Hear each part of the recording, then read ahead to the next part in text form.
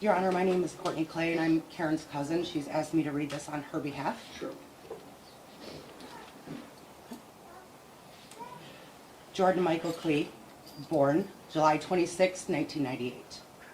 Murdered October 4th, 2016, at 18 years old.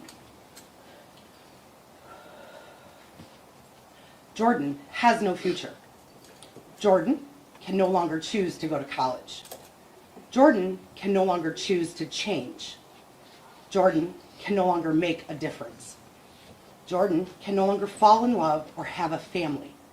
Jordan no longer has a future. I've lost my only child, my son, my baby, my friend. More than that, I've lost laughter and love. I no longer have the hope of having grandchildren. I've lost the enjoyment of holidays and birthdays and of everyday life.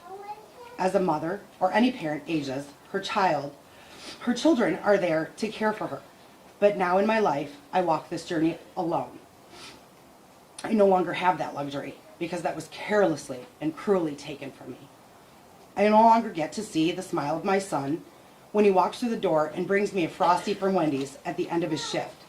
The simple pride of a hard work shift and bringing his mom something that just makes her happy. Songs we used to enjoy, I can no longer listen to. Movie nights we did together no longer exist. I could continue with all the loss. I won't. This year was supposed to be a year of celebration, of senior pictures with prom and graduation and parties. Instead, it was a nightmare that no parent should ever endure. On the nights I managed to sleep, I wake up hearing my son scream for me, to then have to realize all over again, night after night, my son is dead, gone, taken. For what? Why? Can you answer the question? Why? Why? I have an answer. Your answer will never be good enough. There will never be an answer good enough to satisfy why you shot my son. Why you thought that what you had should be yours. Why you felt that what you wanted you were entitled to. Why you thought his death was an acceptable response to your jealousy or desire to what he had. Drugs, clothes, money, jewelry, phones, shoes, whatever it was that you felt you needed more than his life. Your why will never be better than his life. Your want will never trump my son's death. You get to live, get to wake up every day. Your life continues. I sincerely hope that whatever it was you wanted so badly that you felt the need to murder my son was worth the next at least 52 years of your continued existence. You won't get the luxury of raising your child because you took mine away. So because for the first time in my life, I feel hate in my heart, here is what I hope. I hope that every time you want for a jacket, that you stay cold. I hope that every time you want for shoes, you get a hole in yours. I hope that every time you want for a meal, you go hungry. And I hope that every time you want for a bed, you have a sleepless night. I hope that every time you wish for your mother, she doesn't come for a visit.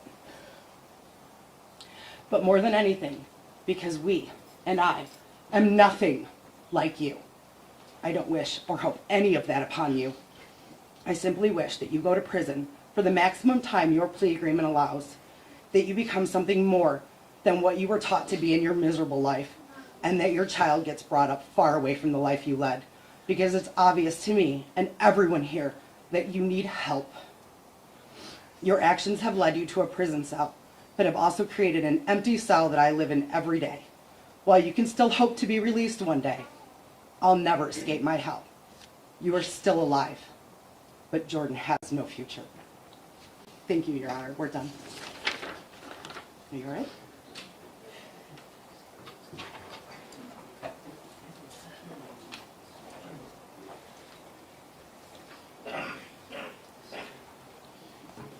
Any further, Mr. Goldstein?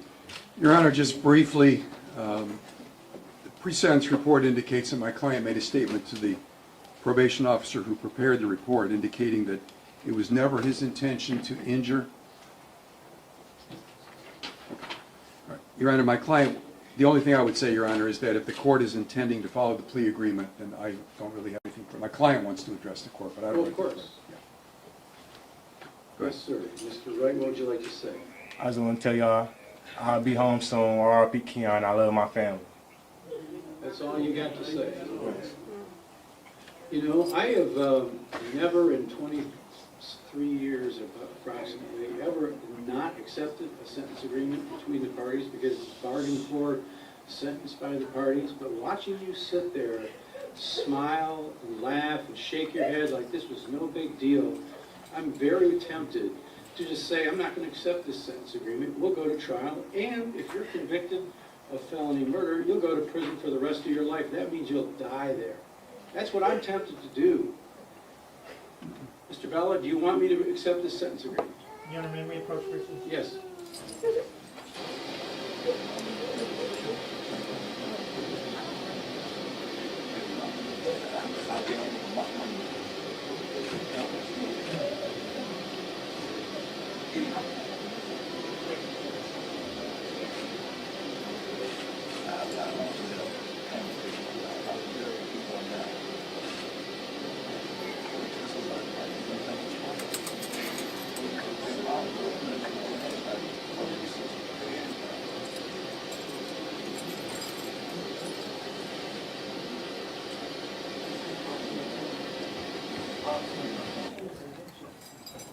Your Honor, before I answer the court's question, I would like an opportunity to discuss it with the victim's family. If Okay. the court would pass it, I would appreciate I'd be it. happy to do that. We'll pass this matter.